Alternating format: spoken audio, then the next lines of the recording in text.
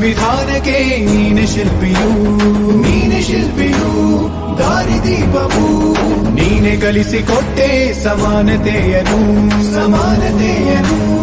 ಏಕತೆಯನು ರಾಷ್ಟ್ರ ಸಂವಿಧಾನಕ್ಕೆ ನೀನೆ ಶಿಲ್ಪಿಯು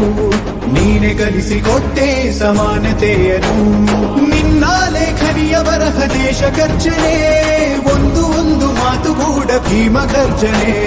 ನಾಯಕ ನೀನು ಭೀಮರ ಮಹಾ